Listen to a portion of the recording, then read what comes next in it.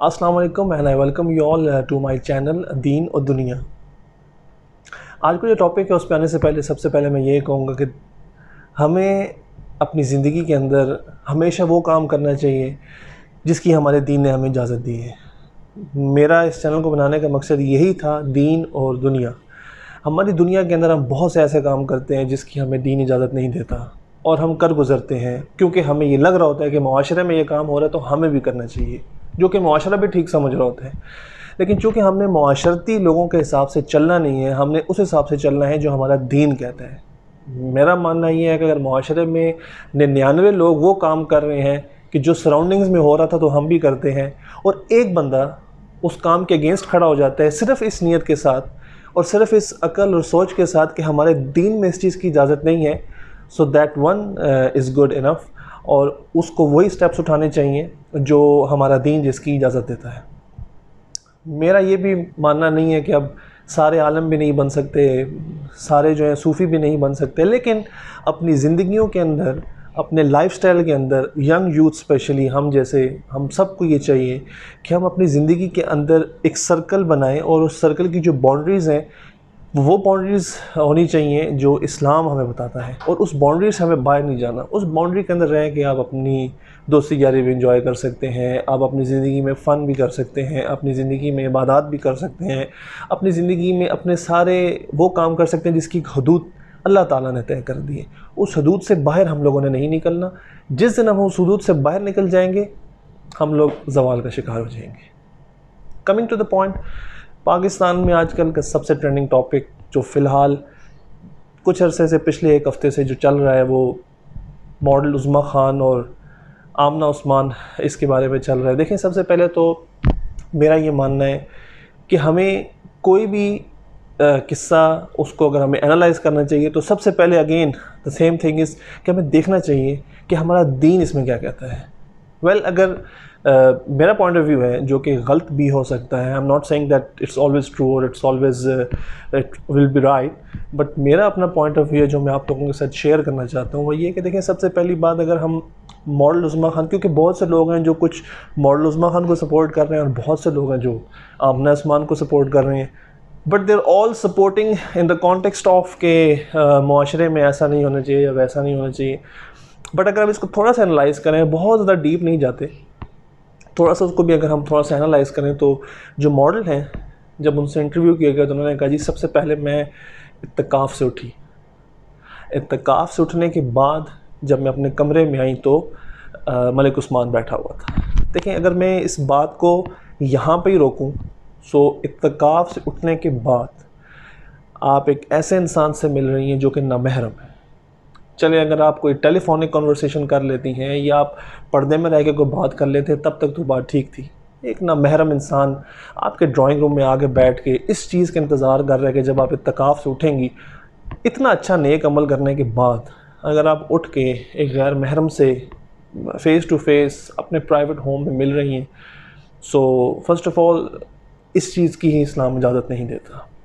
اسلام کی کسی کتاب میں اس چیز کو نہ مانا گیا ہے، نہ ایکسیپٹ کیا گیا، نہ اس کی اجازت دی گئی ہے۔ Very simple.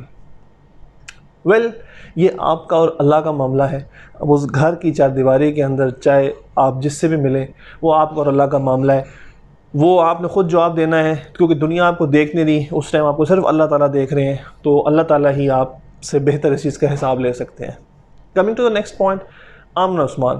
اب جب ان کو پتہ چلا کہ ان کے ہسبینڈ جو کہ انوالو ہیں ایک ماڈل کے ساتھ، اور جب انہوں نے دیکھا اور جب ان کو جو بھی انفارمیشن ملی ہوگی، وہ اپنے گارڈز کے ساتھ اپنی فیملی کے کچھ ممبرز لے کے ان کے گھر پہنچ گئیں، اور انہوں نے جو ہے گیٹ وغیرہ سے پلانگ وغیرہ کے جو بھی ہے وہ اندر آئے۔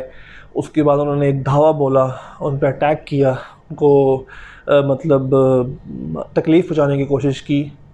تو اس پوائنٹ کو بھی اگر ہم یہاں پہ روکیں، اب ہم جائیں، اگر اس کانٹیکسٹ میں دیکھا جائے کہ ایک عورت، دیکھیں بے شک اگر آپ حق پہ بھی ہیں، آپ رائٹ پہ بھی ہو کہ وہ کام نہیں کر سکتے جس کی دین آپ کو اجازت نہیں دیتا۔